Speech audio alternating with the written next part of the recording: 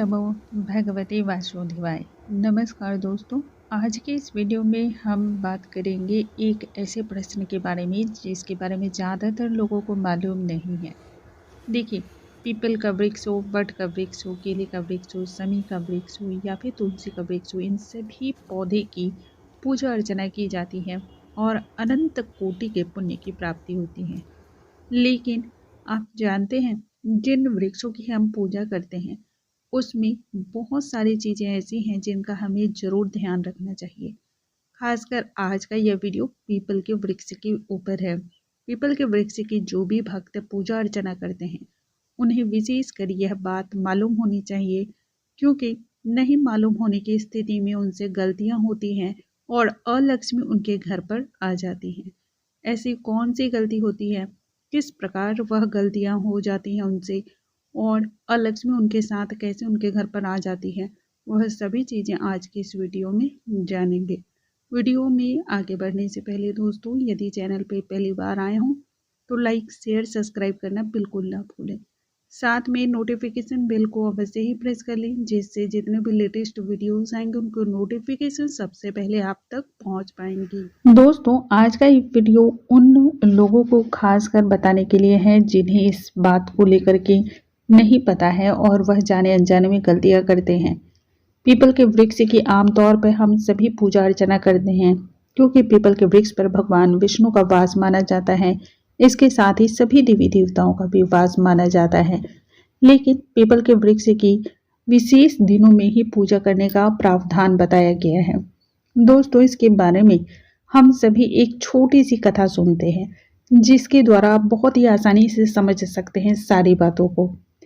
यह कथा है सूत जी के द्वारा। सूत जी बोलते हैं, अपने जितने भी उनसे ऋषिगणों ने प्रश्न पूछा था उन सभी को वह बताते हैं। समुद्र मंथन करने के दौरान देवताओं को बहुत सारे रत्नों की प्राप्ति हुई थी।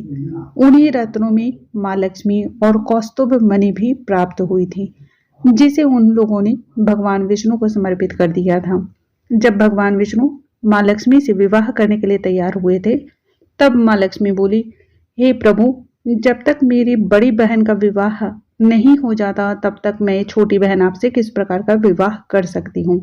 इसलिए आपको सबसे पहले मेरी बड़ी बहन और लक्ष्मी का विवाह कराना चाहिए।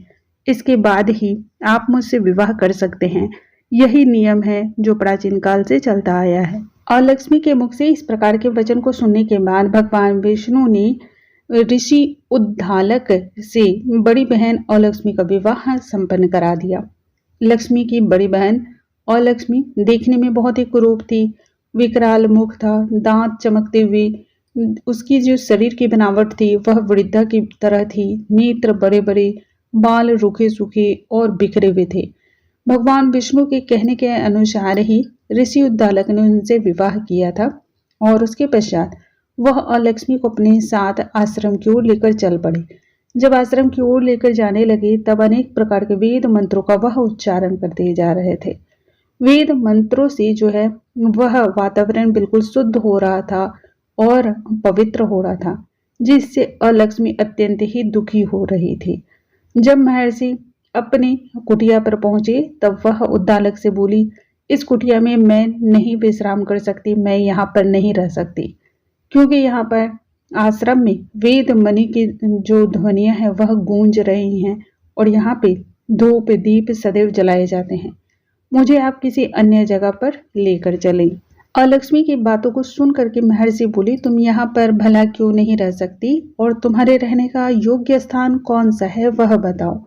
तब अलक्ष्मी बोली, जिस स्थान पर मंत्रों की ध्वनियां होती हों, वेदों का ध्वनि होता हो, जिस स्थान पर अतिथियों का आदर सत्कार किया जाता है, जहाँ पर यज्ञ इत्यादि कर्म होते हो, जिस स्थान पर पितरों का आदर सत्कार किया जाता हो, जिस स्थान पर पति और पत्नी आपस में प्रेम के साथ रहते हों, या फिर देवताओं की पूजा की जाती हो, दीप प्रज्वलित किए जाते हों, या फिर तुलसी माँ की पूजा अर्चना की जाती हो, ऐसे किसी भी स्थान पर मैं नहीं रह सकती। मैं सदैव वैसे स्थान पर रहना चाहती हूँ और वहीं रह सकती हूँ जहाँ मित्रों का, सत्पुरुषों का अनादर होता हो, जहाँ पर चोरी चकारी दुराचारी या फिर पर स्त्री के साथ मनुष्य निवास करते हों, जिस स्थान पर गायों की हत्या की जाती हो, ब्रह्म हत्या जैसे जघन्य पाप होते हों, ऐसे स्थानों पर ही मैं प्रसन्नता के पूर्वक साथ निवास करती हूँ। और लक्ष्मी की बातों को सुन करके ऋषि थोड़ी देर के लिए खिन्न हो गए, लेकिन वह समझ ना पाए और आखिरकार उन्होंने निर्णय लिया। उन्होंने अलक्ष्मी को कहा, तुम इस पीपल के वृक्ष के नीचे चुपचाप बैठी रहना, मैं तुम्हारे लिए ऐसे योग्य स्थान की खोज करके अभी आता हूँ। यह कहते हुए महर्षि चले गए और पीपल के वृक्ष के नीचे अलक्ष्मी को बैठा कर गए। जिस पीपल के वृक्ष के नीचे अलक्ष्मी बैठी थी, वहां प्रतीक्षा करते करते बहुत समय निकल गया। अब ऋषि अभी तक नहीं लौटे थे और अलक्ष्मी तब विलाप करने लगी। उधर अलक्ष्मी के विलाप से मां लक्ष्मी अत्यधिक व्याकुल होने लगी। बहन के विलाप को सुना तब वह दुखी हुई और भगवान विष्णु से तब बोली, हे प्रभु, मेरी बड़ी बहन का पति उसे त्याग करके ना जाने कहाँ चला गया है, वह अत्यंत ही दुखी है।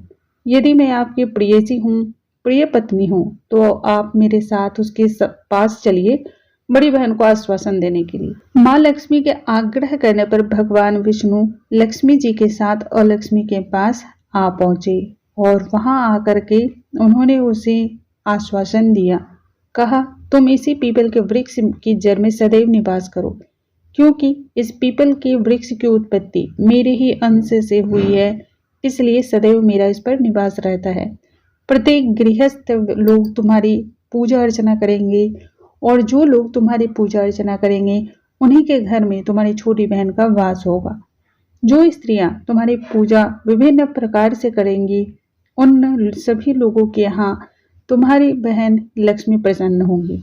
जिस दिन ऋषि उद्दालक ने अपनी पत्नी और लक्ष्मी को उस पीपल के वृक्ष के नीचे बैठाया था, वह दिन शनिवार था, इसलिए शनिवार के दिन विशेष रूप से पीपल के वृक्ष की पूजा की जाती है। अन्य किसी भी दिन यदि आप पीपल के वृक्ष की पूजा करते हैं, तब ऐसे में पीपल के वृक्ष को कदापि आपको स्पर्श नहीं करना चाहिए। उन्हें दूर से ही पूजा अर्चना करनी चाहिए, दूर से ही दीप दान वगैरह करना चाहिए, लेकिन पीपल के वृक्ष को स्पर्श नहीं करना चाहिए। दोस्तों, मुझे उम्मीद है आज की ये जानकारी आप सभी को बहुत अधिक पसंद आई होंगी। जानकारी थोड़ी सी भी पसंद आती हो, हेल्पफुल लगती हो, तो वीडियो को लाइक शेयर सब्सक्राइब करना बिल्कुल ना भूलें। अगले वीडियो में नई जानकारी के साथ हम फिर से मिलेंगे, तब तक के लिए नमस्कार दोस्तों।